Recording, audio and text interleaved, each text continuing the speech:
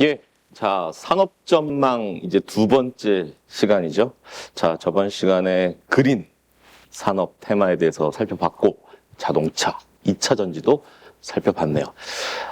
이제 시작이죠. 계속 숨가쁘게 달려가야 할 두 번째 주제는, 야, 이거 흥미진진합니다. 왜냐?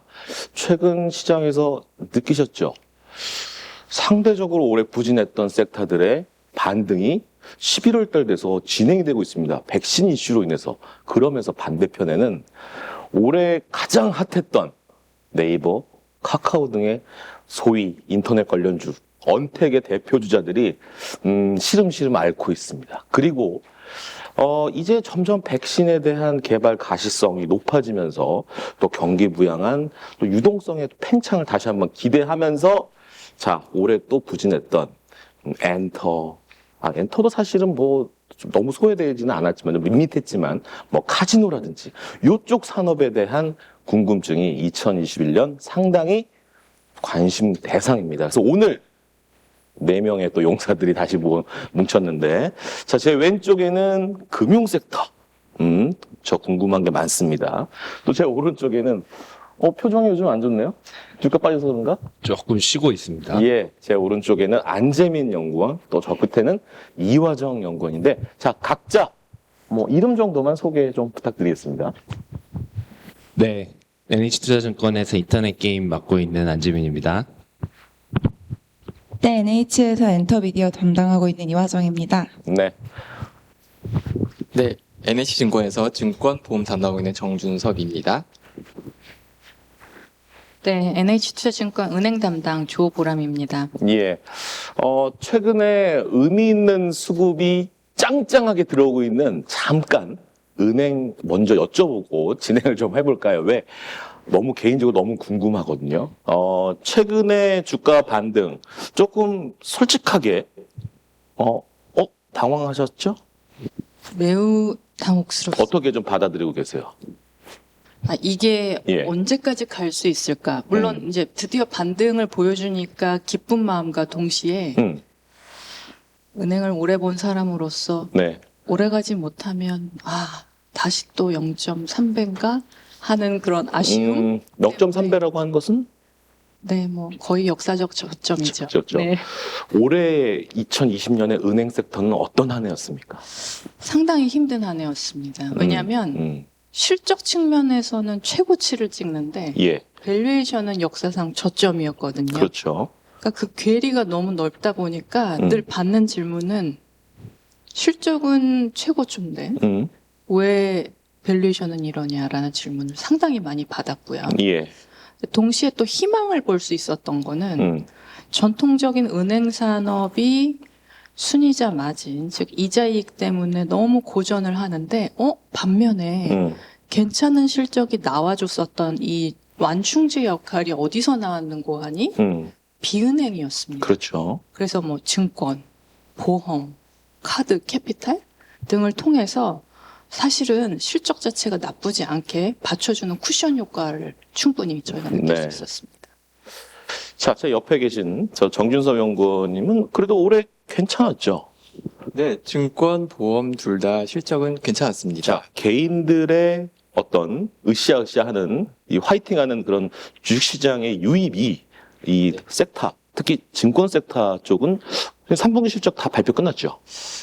이제 발표한 곳도 있고 발표하지 않은 곳도 있는데요. 예, 발표한 회사들 전부 다 대부분 실적을 상당히 양호한 실적을 보여주고 있습니다. 좀 미리 여쭤보겠는데 이 프리어닝에 대한 내년도 실적 전망 전제가 개인들의 매수세가 계속 유입된다는 전제가 반드시 필요하겠죠.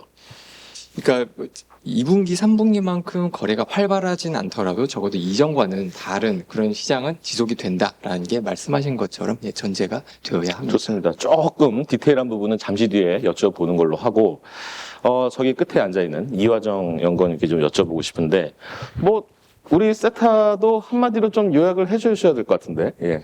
네, 저희 섹터 같은 경우에는 올해 좀 온라인 잘하는 친구들 위주로 좀 좋았고요. 그리고 예. 동시에 뭐 이제 뉴스에서 많이 보셨겠지만 이제는 한류가 약간 서구권으로 조금씩 고개를 들이미는 시점으로 들어갔다 해서 뭐 한마디로 하자면 온라인 전환 속에 뭔가 신한류가 피어나고 있다라고 말씀드릴 수 있을 것 같습니다.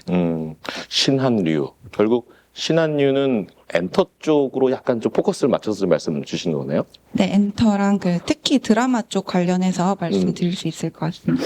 드라마가 이제 우리 한류 드라마가 이제 서구권에서도 좀 인정받고 많이 활용하려고 하는 부분인데 내년에도 이 소위 드라마 등등의 방향성은 어떻게 좀 진행된다고 보실까요?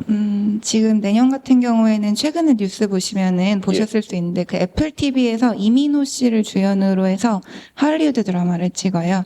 이런 부분들 보시면 이제는 뭔가 K 드라마가 우리나라에서 만든 드라마 자체도 굉장히 인기가 많지만 예. 우리나라 드라마 제작사들이랑 할리우드가 약간 좀 협업을 해가지고 만드는 드라마 형태가 내년부터는 좀 보일 것 같습니다. 좋습니다.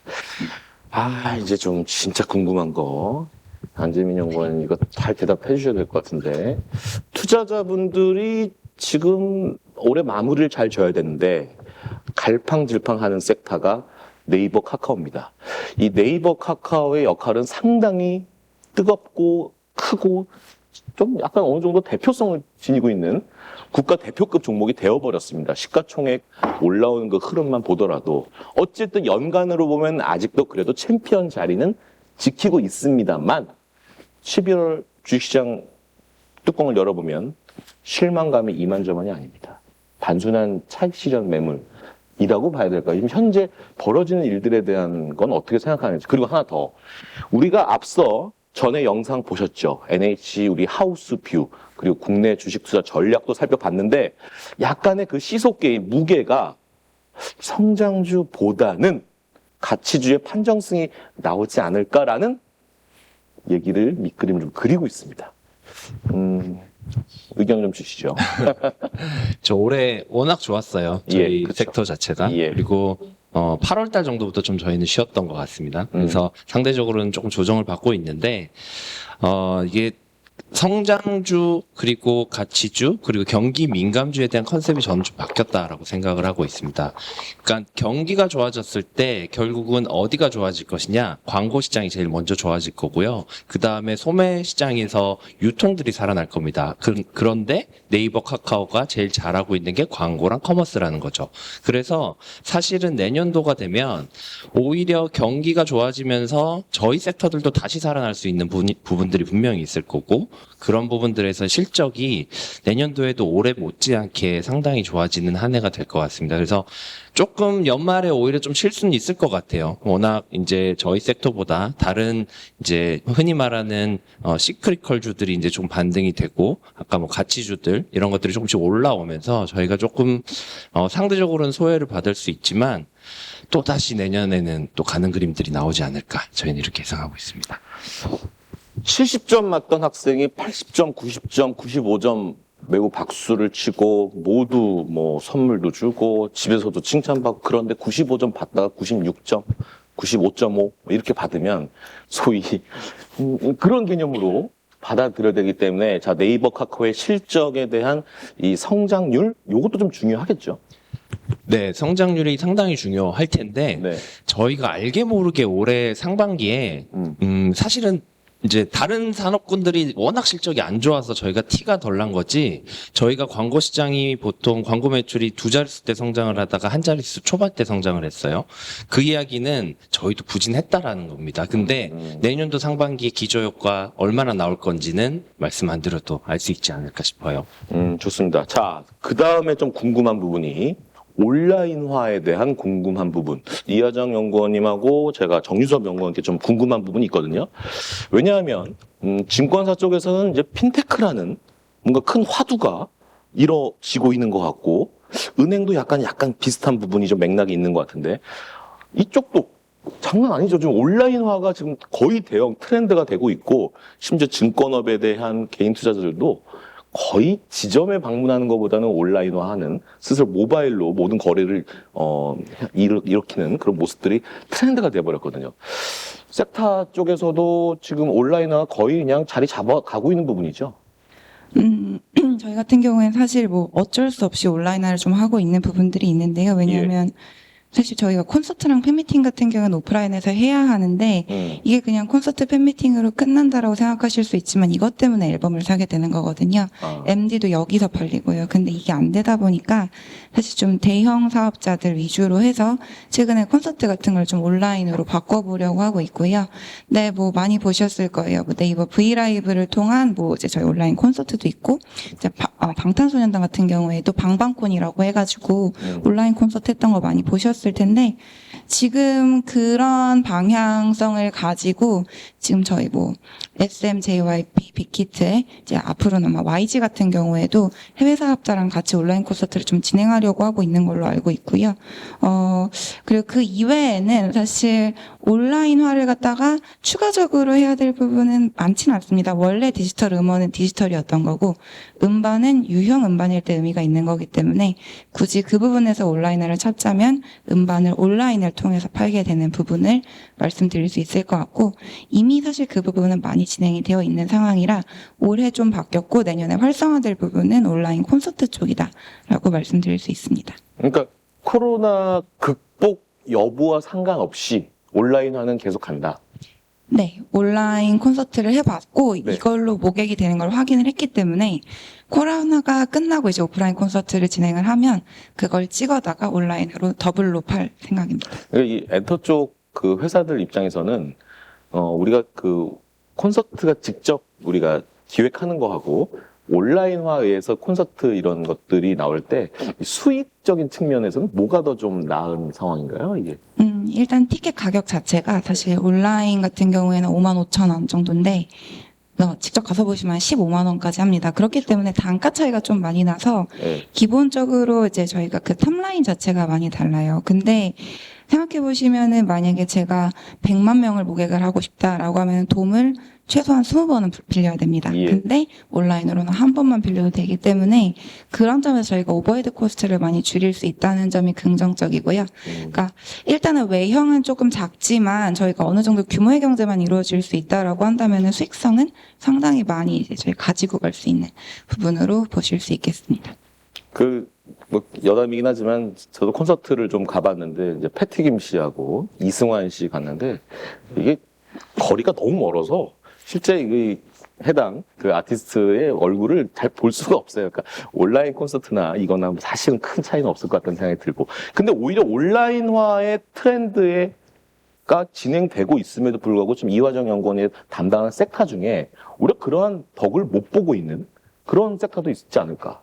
네, 너무 명백하게도 카지노인데요. 사실 카지노 같은 경우에는 예. 직접 저랑 딜러가 마주 앉아서 게임을 하지 않으면 의미가 없습니다. 온라인 카지노가 되면 사실 그건 인터넷 게임 쪽으로 가는 것 같고요. 그렇죠. 그러니까 소셜 카지노 같은 경우가 아닌, 그러니까 강원랜드, GKL, 파라다이스 같은 일반적인 카지노 사업자들 같은 경우에는 사실상 일단 고객이 실제로 오프라인에 접근하지 못한다라고 한다면 아무 의미가 없습니다.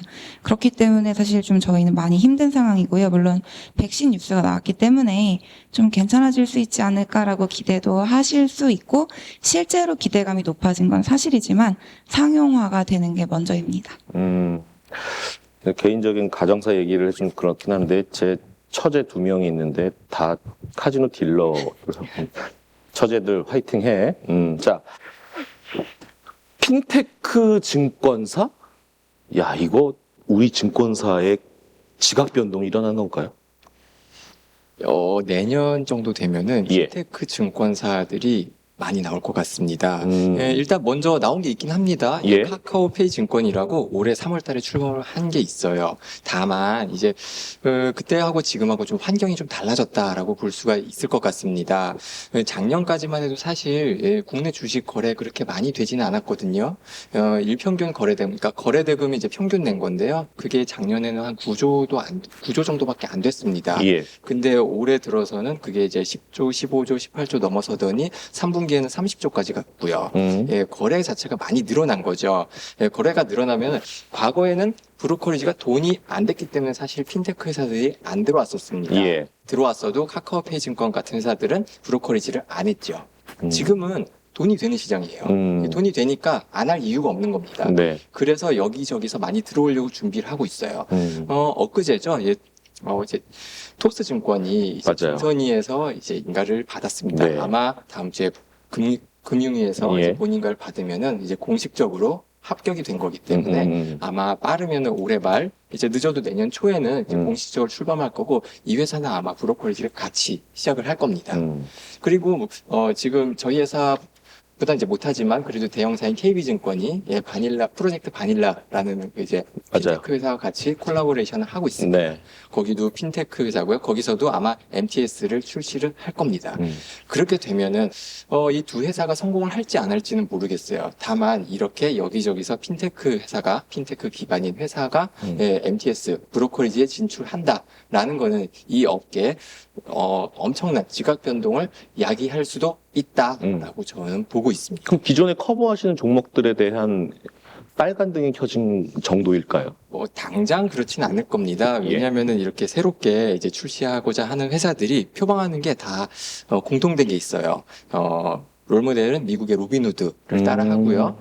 가장 먼저 내세운 게 이제 뛰어난 UX 이런 것들을 바탕으로 해서 예. 그 소위 그 주린이라고 하죠. 네네네. 주식 어린이. 예. 주식 처음 하시거나 아니면은 주식을 이제 잘 익숙치 않으신 분들, 이런 분들을 타깃으로 하고 있거든요. 네.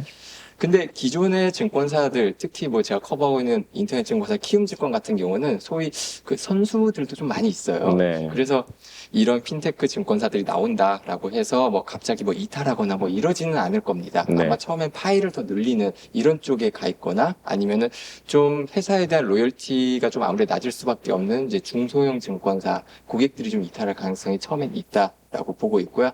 하지만 이 핀테크 증권사들이 만약에 어느 정도 자리를 잡는다라고 네. 하면은 제가 커버하는 회사를 포함해서 모든 기존 증권 업계가 다 영향을 받을 겁니다. 그래서 대응을 잘 해야죠. 앞서 안재민 연구원이 조금 쉴 수도 있다 라고 얘기했어요. 자, 종목을 한번 비교해 볼까요? 자, KB금융과 네이버 카카오가 약간 좀 상반되는 섹터의 영역이 있습니다. 이 무게로 옮겨간다라는 얘기로도 저는 그렇게 들리거든요. 쉴 수 있다. 그럼 그 자금이 어디로 갈 것이냐? 이쪽으로 갈 수밖에 없다. 산업재, 금융. 동의하십니까? 네, 일정 부분 동의합니다. 그게 단기적인 이슈인 건지 수급 이슈인 건지 아니면 2021년 긴 터널에 약간의 빛을 보여준 건지. 일단은 단기적인 이벤트라고 생각을 하고요. 네. 왜냐하면 지금 현재 금리가 좀 들썩거리고 있는데 이 부분이 경기가 좋아져서 금리가 들썩거리기보다는 채권 매입 그리고 미국의 대선 이슈 예. 좀 그 펀더멘털적이지 않은 요인들로 인해서 들썩이기 때문에 이게 추세적으로 금리가 쫙 올라가서 2021년이 은행의 한 해가 될 수 있다. 뭐 이렇게 생각하기에는 너무 시기상조죠. 그러나 저희가 너무 긴 터널에 오래 갇혀 있었기 때문에 예. 내년 하반기쯤에는 좀 터널 끝에 빛을 볼 수 있지 않을까. 오케이. 생각하고 좋습니다. 카카오 좀 궁금한 게 있습니다. 아까 카카오 페이지 증권 얘기 나왔는데 카카오가 하는 일이 너무 많아. 그리고 카카오가 좋은 회사긴 하지만 그 자식들이 더 좋아질 수 있을 거라는 생각이 들어요. 그러면서 시장 IPO에 노크를 계속 두드리는 것들이 좀 있을 거라고 생각을 하는데 카카오의 2021년 프로젝트는 어떤 게 좀 준비되어 있습니까? 일단은 IPO 입장에서 보시면 예. 이제 카카오 페이가 이제 IPO를 준비를 하고 있고요. 그다음에 카카오 뱅크 그리고 카카오 페이지 웹툰하고 있는 이런 쪽 업체들이 아마 내년도에 상장을 좀 트라이를 할 것으로 예상을 하고 있고요. 예. 그 다음 해가 되면은 아마 일본에서 웹툰하고 있는 피코마라는 업체, 카카오 재팬입니다만은, 그렇고, 카카오 M이라고 해서 또 드라마 저희 또 이화정 연구원이 하고 있는 엔터, 드라마 제작사하고 있는 카카오 M도 기다리고 있고요. 카카오 모빌리티도 기다리고 있고요. 수없이 많습니다. 카카오 엔터프라이즈도 있습니다. 웹툰 잠깐만 궁금한 게 생겼는데요. 웹툰이 점점 이것도 한류화가 되고 있는 상당히 대한민국의 웹툰 시장이 매우 커져 나가고 있고 글로벌리 인정을 받고 있는 생각이 들어요. 이화정 연구원이 그 웹툰을 가지고 영화화하고 드라마화하는 사례도 좀 있었나요? 엄청 많습니다. 맞나요? 뭐 일단 다들 아실 미생부터가 아, 저희 맞아요. 웹툰 원작이었고요.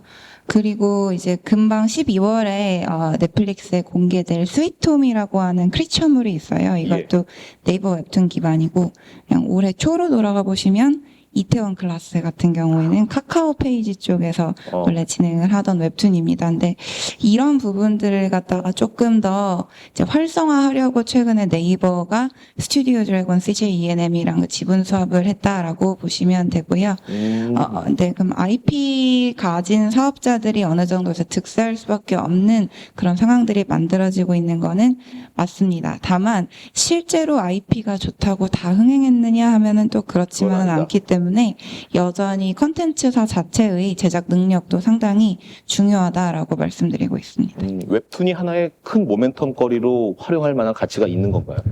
그렇죠. 이제 웹툰이 예. 사실은 네이버 카카오가 잘 하지 못했던 것 중에 하나가 글로벌화예요. 근데 이제 웹툰이 솔직히 말씀드리면 K-웹툰이라는 장르를 거의 개척할 정도로 많이 커졌고요. 거기에다가 저는 내심 유튜브 같은 플랫폼이 좀 될 수 있을 거라고 생각을 하고 있습니다. 왜냐? 이 웹툰은요.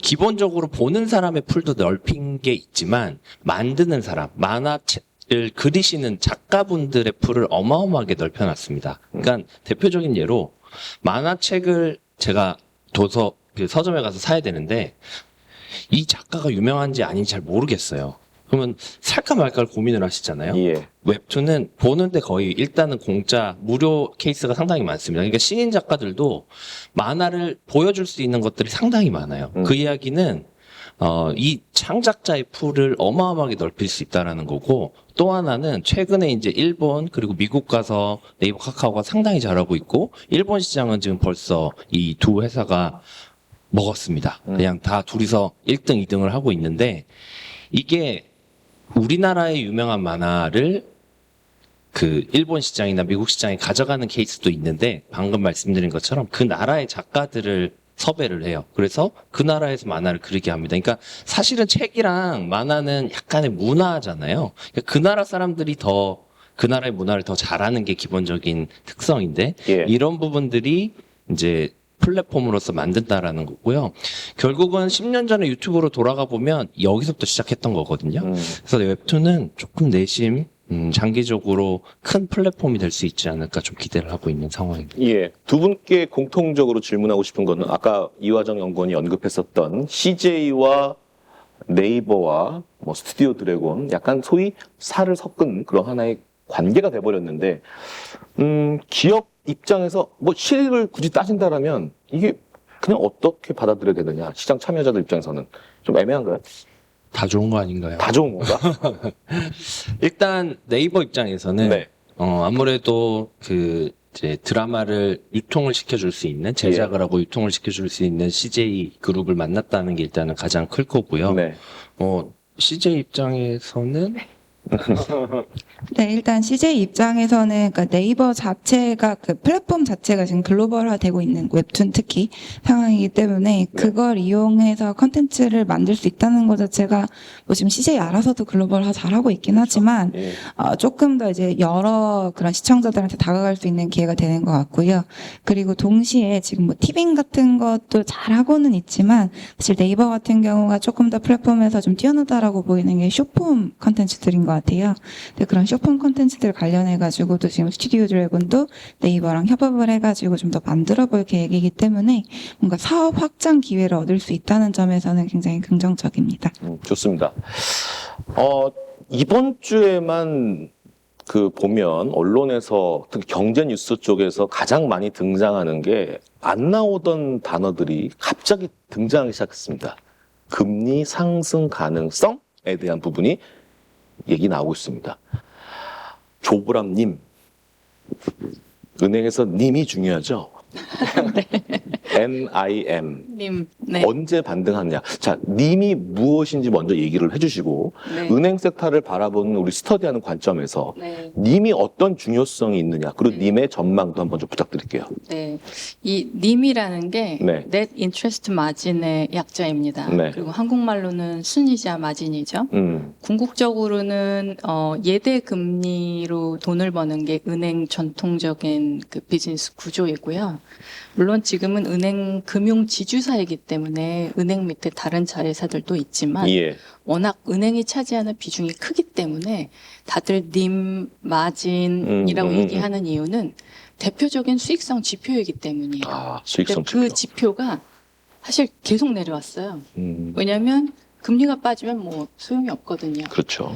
근데 이제 금리가 오른다라는 뉴스 뭐 반갑긴 한데 제가 아까 처음에 말씀드린 것처럼 추세적으로 이게 이벤트성, 그러니까 추세적이 아닌 이벤트성으로 시장 금리가 들썩거릴 때는 이 님, 즉 마진에 큰 영향을 끼치기는 어려워요.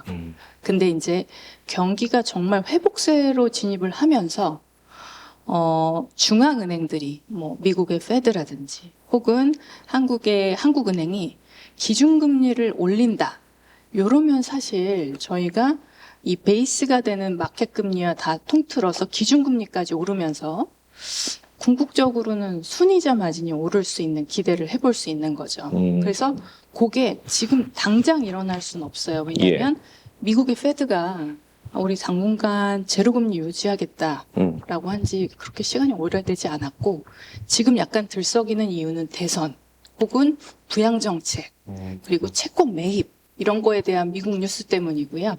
한국은행 역시 지금의 한국 경기 상황으로는 금리를 올린다. 뭐 요러기는 쉽지 않을 것 같아요. 다만 금리 상승이라는 뉴스가 나오는 이유는 그러한 제반적인 이벤트성으로 인해서 예. 최근 마켓 금리, 즉 장기채물이 좀 오르고 있기 때문에 그런 뉴스가 나오고 있는 것으로 알고 있습니다.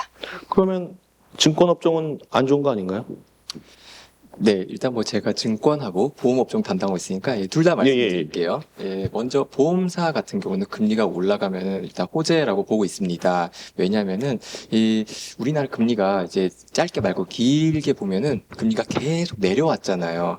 옛날에 뭐 6%일 때도 있고 8%일 때도 있고, 근데 그 당시에 팔아놨던 상품들, 그 만기가 되면은 그 금리에 쳐서 드려야겠죠.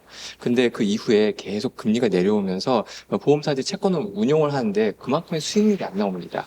그러면은 그 갭만큼은 그 차이만큼은 보험사들이 손실을 받아야겠죠. 그래서 그게 역마진이라고 하는 건데요. 금리가 내려가면 이렇게 역마진이 심화될 수밖에 없는 그런 구조이기 때문에 반대로 금리가 올라가면은 이제 수혜다, 좋다라고 보통 말은 합니다. 다만 여기서도 주의하실 게 이 금리가 뭐 내년 정도까지만 오르고 이건 사실 별 도움이 안 됩니다. 한 몇 년에 걸쳐서 계속 좀 올라줘야지 보험사한테 제대로 근본적으로 좋다라고 얘기를 할 수 있죠. 증권사는 조금 다릅니다. 증권사 같은 경우는 일단 보험사와는 다르게 이제 뭐 수십 년 된 뭐 이제 그 금리를 쳐줘야 되는 그런 고객들이 없어요. 증권사에 돈을 맡기는 사람들은 대부분 뭐 CMA나 아니면 뭐 ELS도 만기 3년이지만 대부분 조기 상환 기대하시잖아요. 이런 고객들이 대부분이기 때문에 맡기는 고객들의 이제 만기가 상당히 짧습니다. 그래서 증권사들이 갖고 있는 이제 채권의 이제 평균 만기가 더 길어요. 그렇기 때문에 금리가 내려갈수록 좋다. 반대로 금리가 올라가면은 평가 손실을 볼 수밖에 없는 그런 구조다라고 볼 수 있습니다. 아, 깔끔하게 정리 감사합니다. 자, 잠깐 좀 주의를 환기시키는 입장에서 우리 이화정 연구원께서 준비하신 자료가 있거든요. 자료 보면서 잠깐 엔터, 뭐 카지노, 기타 등등 이화정 연구원이 담당하고 있는 섹터에 대한 내용들을 한번 서머리하는 잠깐 시간을 가져보겠습니다. 자료 한번 보여주시죠. 자, 첫 번째 자료 보니까 서구권에 등장한 K-드라마에 대한 내용부터 나오네요. 네. 아까도 잠깐 말씀드렸지만 지금 뭐 K-웨이브 자체가 전통 한류 시장이라고 하는 아시아를 넘어서 좀 글로벌로 확장하고 있는 그런 구간인데요. 지금 드라마 같은 경우에는 저희가 그 사랑의 불시착이라고 하는 드라마가 미국에서 인기가 정말 많았어요. 뭐 최근에 뭐 미국 여배우가 사랑의 불시착에 나온 손예진 뭐 트렌치코트를 샀다 이런 걸 뭐 이제 기사에 나오기도 하고 예. 썼는데 이제 이게 이것뿐만이 아니라 저희 넷플릭스 글로벌 탑 10을 보면요. 한국 드라마가 심심치 않게 등장하고 있습니다. 뭐 최근 걸 말씀드리자면 지금 그 수지 씨랑 남주혁 씨 나오는 스타트업 같은 경우에도 현재 기준으로 글로벌 6위예요. 이런 식으로 드라마가 이제는 그러니까 뭔가 시장을 넘어서서 가고 있다. 뭐 IMDb에서 관련된 드라마 점수 보시면은 8점대 중후반대인데 이게 굉장히 높은 수준이라는 걸 알아주시면 좋겠습니다. 그리고 엔터 같은 경우를 좀 말씀드리고 싶은데요. 엔터 같은 경우는 뭐 이제 제가 말씀 안 드려도 원체 뭐 청와대에도 많이 가기도 하고 대서특필이 많이 되는데 빌보드 핫 100 1위에 BTS가 등장해서 지금 한 7주 이상 쭉 있었어요. 야. 근데 특히 또 이제 이거보다 저는 더 재밌게 본 게 저희 중국 언론이 뭐 억지 보도를 조금 했었던 상황이 있습니다. 네, 보통 맞아요. 이러면 저희는 이제 두들겨 맞고 끝나야 돼요. 근데 저희가 아미들이 원체 글로벌 팬덤이 세다 보니까 예. 하루 만에 다 뒤집어졌습니다. 이유는 아미들이 그 언론을 조금 공격을 했었고요. 네. 이제 그 이후에도 한 번 더 이제 그 운송사 쪽에서 한 번 약간 억지를 끌자마자 중국 아미들이 그만하라고 나서서 다 끝났어요. 그러니까 지금 보시면 이제 엔터는 되게 새로운 국면으로 들어가는 게 단순히 신한류인데 이게 뭔가 예전에는 그래도 뭔가 정치나 다른 거 밑에 있다라고 보셨지만 아예 새로운 그런 하나의 그 바운더리로 들어가고 있다라는 생각이 들고요. 그럼 방탄 말고 또 뭐 있냐 하면 블랙핑크 같은 경우가 있는데 이 친구들 같은 경우에는 사실 방탄만큼은 아니에요. 근데 핫백 차트에 그래도 지속적으로 등장하고 있고요. 동시에 저희 10월 넷플릭스 글로벌 영화 트래픽 10위가 다큐멘터리 그 블랙핑크 다큐멘터리입니다. 물론 우리나라에서 보신 분들 없을 텐데 글로벌에서 인기가 참 많다라고 말씀드릴 수 있습니다. 그리고 아까 잠깐 말씀드렸던 뭐 애플 TV 관련해서 이민호 씨가 나와서 이제 한국어로 드라마를 찍으면 서구권에서도 한국어로 드라마 보는 게 조금 익숙해질 수 있어요. 약간 저희가 나르코스 같은 거 보면서 라틴 아메리카 말 뭐 스페인어들에 조금 익숙해진 것처럼 한국어에 자꾸 익숙해지다 보면은 이제 조금 좀 덜 부담스럽게 한국 드라마 볼 수 있어서 이 부분이 조금 더 시장 확장시킬 수 있는 기회 줄 거다라고 보고 있습니다. 네, 그리고 이제 쭉 넘어갈까요? 예. 네. 그리고 이제 아까 온라인 콘서트 같은 경우에는 말씀드렸으니까 조금 짧게 말씀을 드리면 그냥 BTS랑 블랙핑크 중심으로 해가지고 K-웨이브가 지속이 되면서 저희 글로벌 온라인 콘서트 지속될 거고요. 이제 앞으로 또 이제 이런 라인업들이 더 늘어나는지를 보셨으면 하고 그리고 이제 광고 조금 말씀드릴 텐데요. 아까 안재민 의원님이 말씀 주셨지만 저희 네이버 카카오 굉장히 그 디지털 광고 쪽에서 수혜 볼 수 있을 거라고 보고 있습니다. 근데 뭐 저희 뭐 이제 굳이 얘기 안 해도 아실 거예요. TV 광고보다 디지털 광고가 대세인 시장들이 이미 오고 있고요. 이게 오프라인 광고도 이제 온라인으로 다 넘어오면서 저희가 삼성 언팩 같은 경우가 굉장히 대표적인 오프라인 행사였고 현대차 모터쇼가 그랬는데 최근에는 이 부분들을 다 온라인으로 조금 옮겨가고 있습니다. 근데 이 안에서도 특히 누가 두드러질까 하면은 모바일 동영상 쪽이라고 보실 수가 있어요. 이제 코로나19 때문에 디지털 동영상 비중이 좀 높아지면서 월별 동영상 광고비 계속 올라가고 있고요. 이 추세는 지속될 겁니다. 2021년에 이 추세는 더 심각해질 것 같은데 저희가 되게 재밌는 부분을 하나 찾았어요. 뭐냐면 저희 그 보통 모바일 동영상 그리고 이제 온라인은 밀레니얼 세대랑 그럼 젠 G가 보통 쓴다라고 생각을 하시는데 저희 미스터 트롯 기억하실 겁니다. 이제 2020년 3월에 진행을 했고 시청률이 막 30몇 %씩 나왔어요. TV조선에서. 근데 이거 한마디로 이게 왜 그랬을까 하면은 리모컨 진 사람들이 50대, 60대가 많기 때문입니다. 근데 그들이 트로트를 좋아하기 때문이고. 근데 이 시점에 그 미스터 트롯에서의 그 히어로였던 이명웅 씨의 유튜브 동영상 조회수가 아마 지금 PPT로 보시면 이제 딱 보이실 텐데 엄청 빠르게 올라갔어요. 이걸 누가 볼까요? 20대, 30대가 볼까요? 아닙니다. 50대, 60대가 이쪽을 보는 거고요. 네. 그 이야기는 예전에는 유튜브 광고는 20대, 30대 위주이다라고 생각을 하셨으면 이제 임명을 원해서 이제 유튜브로 가신 분들이 50대, 60대이기 때문에 이제는 TV 광고보다는 확실히 디지털 광고 쪽으로 전 연령대가 넘어오겠구나라고 하는 거를 좀 보실 수 있을 것 같아요. 네, 그리고 이제 뭐 카지노는 아까 말씀드렸던 안 좋은 상황을 그냥 그 차트로 좀 보여드렸는데 예. 네, 너무 우울하니까 이 부분은 말씀을 많이 드리지 않아도 될 것 같고요. 네, 이 정도 보시면 좋을 것 같습니다. 예.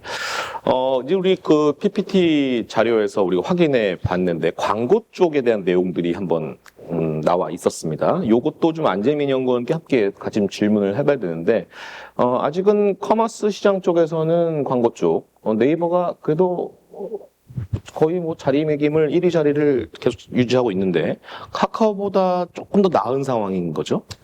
네, 뭐 쇼핑과 관련된 부분들에서는 확실히 네이버가 조금 우위를 차지하고 있습니다. 지금 우리나라 전체 그 소매 판매액을 보시면요. 한 470조 정도가 연간 되고요. 그 중에 온라인 비중이 한 37% 정도가 되는데, 그러면 대략 한 170조 원 정도가 온라인으로 구매를 하시는 비중입니다. 그 중에 네이버가 한 약 25조 원 정도를 하고 있고요. 점유율로 보시면 14%, 5% 정도 될 것 같아요. 그리고 쿠팡이 한 20조 원 내외를 하고 있는 것 같은데, 그러면 점유율이 한 10%대 이렇게 될 거고, 2위권으로 내려가면, 뭐 3위권이라고 볼 수도 있을 것 같은데, 이제 기존의 전통 오픈마켓 업체들, 11번가 지마켓, 옥션, 그리고 카카오가 조금 여기에 치고 올라오고 있고, 예. SSG, 이마트이죠. 네, 그런 업체들이 좀 치고 올라오고 있는 형국입니다. 자, 네이버 카카오 말고 전통적인 광고 관련된 종목들이 있지 않습니까? 이화정 연구원님. 그 광고 쪽도 좀 커버를 하고 계시기 때문에 2021년도에는 광고 섹터에서 요 종목은 좀 유심히 한번 살펴볼 필요가 있다. 뭐 그 정도 기업이 좀 있을까요? 일단 최근에 사실 디지털 미디어 랩사를 굉장히 많이 좋아하셨었는데 예. 개인적으로는 랩사들은 미디어 랩 한마디로 미디어 대행사예요. 그러면 네이버랑 카카오가 가지고 있는 슬롯을 대행해주는 네. 그런 사업자들이라고 보시는 게 맞는데, 최근에 네이버 카카오에서 프로그래마틱 광고를 시작을 했습니다. 물론 이 부분에 대해서 여전히 우리나라에서 미디어 랩이 대행을 해가지고 그 프로그래마틱 슬롯도 저희가 직접 해주고는 있어요. 근데 향후로 가면은 만약에 이게 그 해외 사례처럼 되면은 그 미디어가 직접 슬롯을 거래해버린다라고 하면은 랩사가 할 수 있는 일이 조금 줄어들 수 있어요. 물론 아직 현실화되어 있지는 않습니다. 예. 근데 그렇기 때문에 최근에 랩사들이 나는 디지털을 잘하고 데이터도 어느 정도 있고 그래서 신사업을 해보자라고 해서 지금 뭐 에코마케팅 같은 경우에는 미디어 커머스 쪽을 조금 진행을 하고 있고, 인크로스가 TD를 했던 걸 보셨을 텐데, 그러면 인크로스랑 에코를 보면 되나요? 하면은 전 그거보다 이들 디지털 사업자들도 미디어 랩만으로 살기 어려우니까 신사업을 향해서 가는 가운데, 잘 생각해 보시면 그런 신사업 누가 더 잘할 수 있을까 해보면 제일기획이랑 이노션이 그런 걸 같이 해버리면은 어떻게 보면은 훨씬 잘할 수도 있어요. 왜냐, 우리나라에서 광고 연관 만드는 회사가 제일기획입니다. 데이터는 아마 그쪽에 제일 많을 거예요. 그래서 그쪽 같은 경우에서 지금 보시면 제3기획이라고 하는 이름이 좀 웃긴데 미디어 커머스 사업을 이미 시작을 했어요. 이노션도 최근에 마찬가지로 시작을 했고요. 그러니까 지금 어떻게 보면은 디지털이 좋으니까 나는 미디어 랩으로 무조건 봐야겠다라고 생각하시는 것보다는 차라리 제일기획처럼 예전역에 우리가 캡티브 사업자, 뭐 굳이 딱 말하자면 삼성전자 모바일 사업부, 그렇죠. 모바일 사업부는 원래부터 삼성닷컴 등 이용해서 디지털 사업을 활성화를 했었고요. 그래서 이쪽이 굉장히 잘 되고 있는 가운데 저희가 최근에 이제 뭐 미디어 커머스까지도 조금 이제 손을 대보고 있는 상황이라, 내년에 어디를 보면 좋을까요? 라고 한다면은 오히려 이제 그냥 단순 디지털 사업자들보다는 차라리 제일기획 같은 조금 더 큰 사업자들을 보시는 게 코로나19에서 벗어나는 약간 기저 효과까지 볼 수 있기 때문에 긍정적이라고 보고 있습니다. 예, 또 뒷단에 삼성과 현대차가 있기 때문에. 여튼, 이 차 중요한 게 또 하나 있어요. 12월 말만 되면 저는 또 자동차 보험을 갱신해야 되거든요. 근데 매년 오른 것 같은데. 이게 보험료가 실손도 그렇고 이 보험료 인상 이슈도 좀 2021년에는 좀 화두가 될 수 있을 것 같다. 즉, 떠올려? 라는 질문이죠. 떠올릴 수 있을까요? 일단 저도 소비자의 한 사람으로서 정말 가슴이 아픕니다. 예. 올해 제가 차를 한 대 바꿨거든요. 오. 잘 바꿨습니다. 예. 그래서 보험료를 조회해봤는데 깜짝 놀랐어요. 제가 무사고 운전자입니다. 네. 보험료가 원래 싸요. 예. 보험료가 낮습니다. 근데 이번 새로 차를 바꾸고 보험료를 조회해보니까 왜 이렇게 많이 올랐지? 이제 기존보다 한 몇십만 원 더 오른 것 같아요. 그래서 저도 참 가슴이 아프다 이렇게 생각을 하는데요. 근데 제 부캐인 이제 애널리스트로 다시 돌아와서 말씀을 드리면은 욕먹을 각오로 예. 말씀을 드리면은 예. 보험료 많이 올려야 됩니다. 예. 자동차 실손 다 많이 올려야 돼요. 왜냐면은 예. 이 원래 자동차 보험, 실손 보험 이 두 가지가 적자 상품입니다. 예. 그리고 적자가 매년 더 심해지고 있어요. 그러니까 보험사도 어떻게 보면 민간 회사잖아요. 네. 뭐 엄청난 폭리까지는 아니더라도 최소한 먹고 살게는 해줘야 되는데 적어도 이 상품에 대해서는 계속 적자가 심화되고 있으니까 보험료 사실 올려야 됩니다. 매년 네. 올려야 되고 그래서 올해도 많이 올라갔죠. 내년에도 사실은 올려야 되는데 다만 좀 이제 여러분들한테는 다행일 수도 있겠지만 예. 투자자 입장에서는 아닐 거고요. 지금은 일단 보험료 인상이 쉽지는 않다라고 보고 있습니다. 네. 왜냐하면은 자동차 보험 같은 경우는 일단 지금까지 2019년 그리고 2020년 이제 모두 3번 올렸어요. 예, 3번 올렸기 때문에 지금 올해 말에 또 올리는 거는 정말 어렵다. 올리더라도 내년에 뭐 서울시장 선거가 끝나고 나서 올리지 않겠느냐. 예. 저는 조심스럽게 전망을 하고요.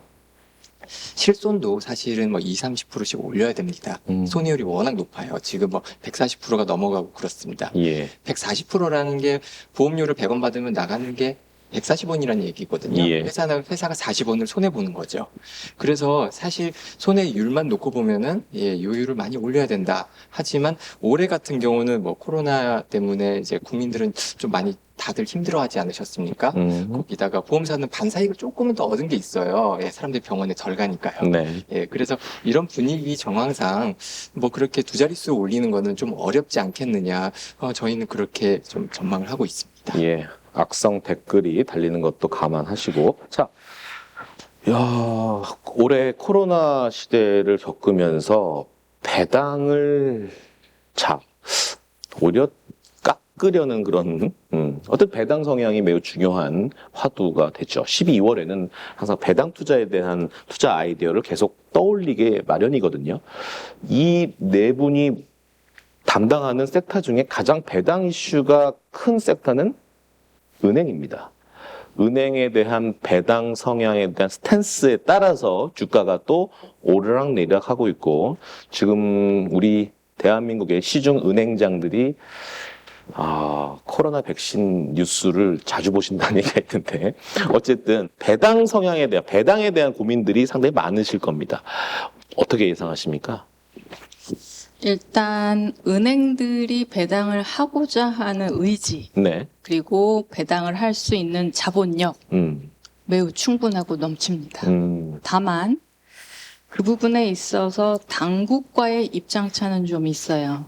당국의 입장은 아무래도 파이낸셜 크라이시스를 몇 번 겪고 나서 보니까 금융당국이 취하게 된 기본적인 스탠스는 일단 보수적으로 가자. 네. 왜냐하면 금융기관이 흔들리면 나라의 시스템이 흔들리니까 자본을 최대한 가능할 때 유보를 해서 뭐 힘든 섹터를 돕든 이 비즈니스를 킵하든 하자.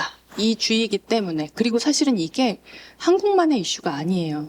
3, 4월에 코로나가 한참 심하게 창궐했을 때 글로벌리 유럽하고 미국 은행들도 다들 이 금융 당국에서 배당 자제 그리고 이 자사주 매입 조금 중단해 달라 이런 메시지가 있었거든요. 그래서 이제 그 기조가 지금 한국에도 여태까지 유지가 되고 있어요. 그리고 뭐 달라진 건 없는 상태인데, 그래서 하고자 하는 여력과 의지가 있는 은행의 입장과 그리고 그 부분에 있어서 조금 더 보수적인 입장을 고수하고 있는 이 금융당국의 입장 차가 좁혀지는 게 관건입니다. 그 좁혀지는 게 지금부터 내년 2월 사이에 결판이 나겠죠. 그렇죠. 추총 사이에. 소비자들, 그리고 투자자들은 일단 기대를 합니다. 왜냐하면 지금 주가로 봤을 때는 수익률이 평균 5% 정도 나오니까 이런 저금리 시대에 이러한 배당 수익률은 매력적이죠. 그래서 그런 기대감은 쌓여가고 있고요. 저희 NH 하우스뷰 전망치는 대략 작년 대비 비슷하거나 소폭 하락 정도로 보고 있습니다. 즉 수익률은 5%, 그리고 배당 성향은 대략 한 25에서 26% 정도. 이게 글로벌 은행하고 비교했을 때는 평균이 상당히 낮습니다만 예. 작년 수준을 유지할 수만 있어도 그래도 투자자들은 환호할 것으로 보고 있습니다. 하나 더 추가적으로 질문드리면 내년은 리스크 오프보다는 리스크 온으로 좀 가자라는 뷰가 좀 형성되어 있는데 채권 투자만 하더라도 고금리 채권, 하이힐드 쪽에 조금 관심을 갖자라는 주의입니다. 그렇게 된다라면 반대로 해석을 하면 은행들의 자산 건전성은 좀 더 점수를 줄 수 있는 거 아니냐. 그래서 글로벌 IB들의 대손 충당금을 이제 그만 싸. 좀 덜 싸도 돼라는 것에 대한 뷰가 전환될 가능성은 좀 있을까요? 당장은 없습니다. 왜냐하면 예. 지금 서방 국가들 같은 경우는 코로나 재확산으로 인해서 또 세컨 락다운이 예. 있었고요. 그 예. 셧다운 때문에 예. 경제 활동이 완전히 셧다운되는 건 아니지만 좀 문제가 있을 수 있어요. 우리나라의 방역하고는 또 다른 문제이기 때문에 그렇죠. 그런 부분을 일단 생각하셔야 되고요. 그렇기 때문에 그렇게 쉽지는 않아요. 그리고 3분기 실적 나왔을 때 글로벌 CEO 그리고 글로벌 IB CEO, CFO들의 코멘트들을 보면 예. 2분기 대비는 덜 쌓았으나 예. 이거는 잠깐 시즈널리티, 계절성일 뿐 4분기에 더 쌓아야 될 수도 있다. 그리고 함부로 안주하면 안 된다. 이런 분위기고요. 한국은행의 수장들 역시 아직은 안심하기엔 이르다. 그래서 올해 4분기까지 좀 충분히 쌓아야 내년에 좀 안심할 수 있지 않을까. 이렇게 보고 있습니다. 언제쯤이면 조보람 연구원 이배를 통해서 은행주 사요라는 말을 들을 수 있을까요? 저도 학수 고대하고 네, 있습니다. 석수고대하고 좀 보람된 투자를 좀 은행주를 좀 했으면 좋겠는데 아직은 여러 가지 좀 약간 살얼음판 그런 뷰로 지금 접근하자라는 부분입니다. 자, 오늘 이렇게 네 분의 용사들과 함께 여러 섹터들에 대해서 한번 이렇게 점검을 해봤는데 이 시간에는 마지막에는 각자 이 네 분께서 내년도 유망 종목. 이 종목은 내가 좀 더 디테일하게 리서치 해볼 생각이 있다. 이런 종목들이 있을 것 같습니다. 그거를 한 분씩 말씀을 듣고 오늘 주제는 여기서 마무리를 할 계획입니다. 누구부터 말씀하실까요? 제가 시가총액이 크니까 아, 예. 먼저 할게요. 올해도 그랬지만 아무래도 내년에도 네이버, 카카오, NC소프트로 이야기를 좀 드려야 될 것 같아요.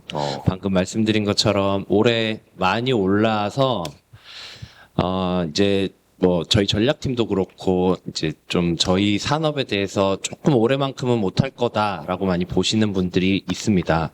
저도 일부는 인정은 하고요. 그게 그러나 실적적인 부분들이 아닐 것 같아요. 그러니까 수급적인 요인들이 조금 더 크다라고 저희는 판단을 하고 있고요.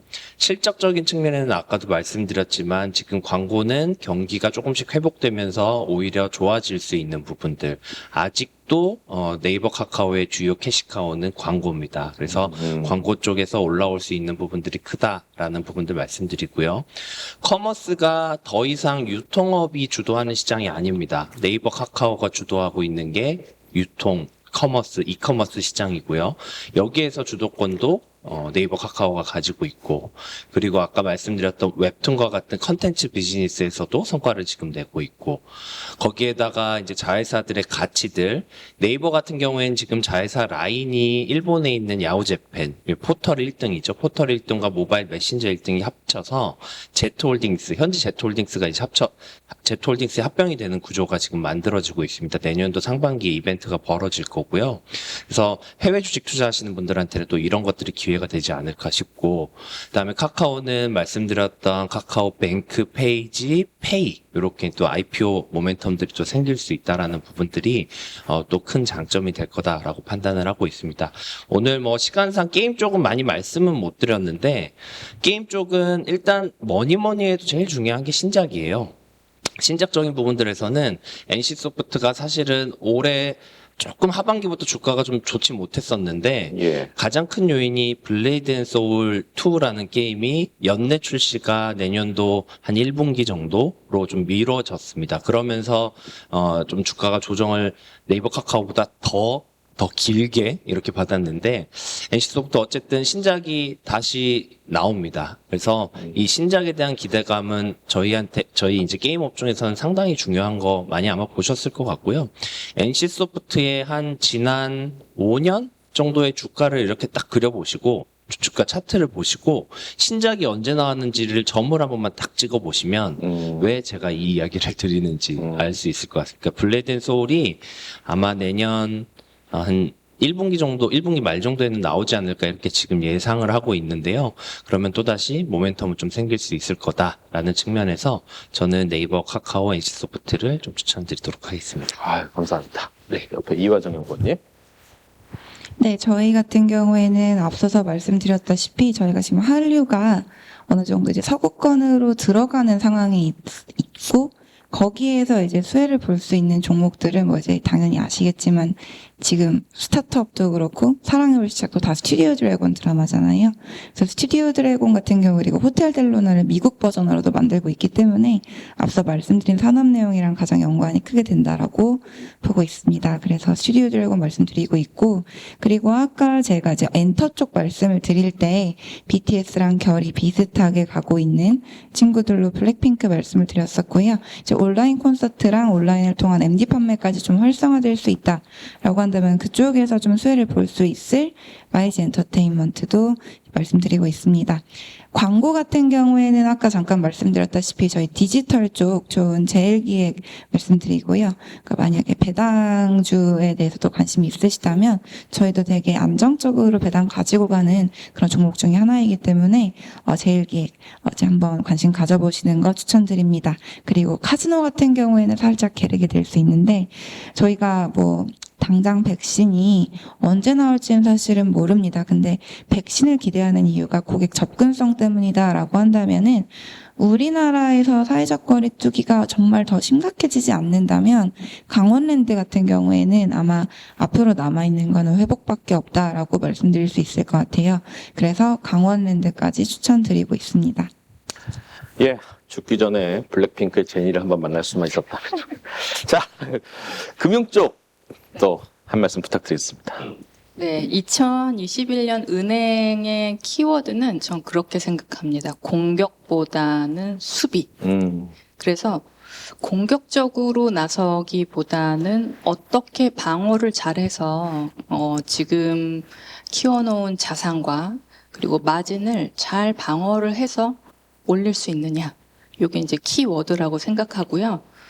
그러다 보니 결국에는 전통적인 은행을 잘 이끌어 왔지만 동시에 최근에 비은행 쪽 자산을 추가하고 또 어닝 파워 그리고 어닝스 캐파빌리티를 많이 높여놔서 은행이 힘들 때 또 비은행으로 방어까지 할 수 있는 이런 토탈 서비스가 가능한, 그리고 주주 친화 정책 역시 매우 적극적으로 나서고 있는 KB금융지주를 탑픽으로 제시하겠습니다. 사실 은행은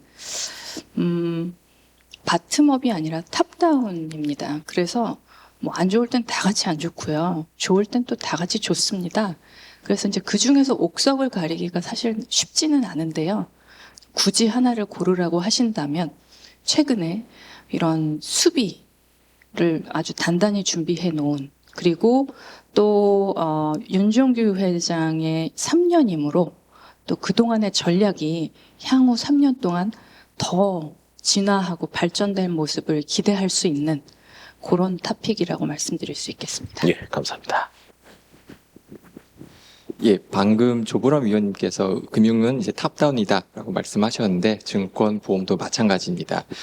그런데 재미있는 거는 증권 섹터, 보험 섹터는 좀 특징이 있어요. 예, 좀 상반된 특징이 있습니다. 증권 섹터는 금리는 조금 내려갈수록 유리하고 그리고 일단 무엇보다 시장이 좋아야 돼요. 예, 코스피 지수 올라가고 또 거래대금도 많이 나오면은 수혜 섹터다라고 보고 있고요. 보험은 반대죠. 아무래도 금리가 올라갈수록 더 좋은 섹터다. 그리고 좀 경기 방어적인 그런 섹터 그렇게 볼 수 있는데요. 일단 저는 내년에 거래대금은 어느 정도 계속 나와줄 거다라고 보고 있습니다. 왜냐하면은 일단 시중의 유동성 자체가 막대한데다가요. 거기다가 내년에는 아까도 말씀하셨지만 카카오뱅크, 페이지, 뭐 그다음에 등등등 카카오 삼총사 IPO 하는 것도 있고 크래프톤도 IPO 하고 또 LG 그 뭐였죠? 이제 배터리 회사 예 그것도 IPO 하는 거예요. 올해처럼 내년에도 뭔가 IPO 하는 상장하는 그 대여들이 많습니다. 이런 것들이 좀 거래를 좀 활발하게 만들지 않을까라고 보고 있고요. 그래서 증권 섹터에서 제가 가장 좋아하는 종목은 키움증권, 그 다음에 한국금융지주입니다. 키움증권은 당연히 리테일의 강자이기 때문에 거래가 많을수록 수혜를 받을 수밖에 없는 종목이고요. 한국금융지주는 내년에 카카오뱅크 IPO를 하면은 물론 이제 그게 뭐 몇 조를 받던 갑자기 뭐 한국금융지주 자기 자본이 늘어나는 건 아니지만 적어도 이제 시너지나 이런 측면에서 이제 효과는 기대할 수 있다라고 보고 있습니다. 보험 섹터에서는요, 손해보험을 좀 더 선호합니다. 손해보험이 구조적으로 일단 실적이 올해보다 내년이 좀 더 좋을 거라고 보고 있고요. 업황 턴어라운드하는 사이클에서는 아무래도 삼성화재보다 이익권사인 DB손보, 현대상이 좀 더 낫다라고 판단을 하고 있습니다. 그리고 오해하시면 안 될게요. 예, 너 NH 다니는데 왜 NH 추천 안 해? 이렇게 말씀하시는 분들 간혹 계세요. 예, 저 컴플라이언스상 NH증권은 입에 담을 수가 없습니다. 예, 그 점은 참고해 주시면 감사하겠습니다. 예. 자, 놀 땐 놀고 할 때 하는 NH투자증권 인베스트 포럼. 자, 두 번째 시간이었는데 산업 분석에서는 이거 같습니다. 성장과 가치의 간극이 어디까지 줄어들 수 있는지가 상당히 연말로 되면서 상당히 투자자들의 관심을 좀 갖고 있는 부분입니다. 그 대표적인 오늘 섹터들을 다 담당하시는 분들의 오늘 도움 말씀을 들었는데 좋은 시간이었던 것 같습니다. 이어서 다음 영상에는 헤비 인더스트리, 산업재 헤비급 연구원들이 한번 올 겁니다. 이 냄새나는 이 사내들이 한번 좀 썰을 한번 풀어보려고 하는데 이 섹터들이 상당히 또 가치주에 또 해당되는 소위 시클리컬 종목들이 많이 포진되어 있습니다. 어떤 구수한 냄새들이 나는 얘기들이 또 펼쳐질지 다음 영상 준비하시고요. 물 한 모금 드시고 오십시오. 잠시 쉬었다가 바로 다음 영상에서 뵐 거고요. 오늘 네 분의 도움 말씀 너무나 감사드립니다. 고생하셨습니다. 감사합니다.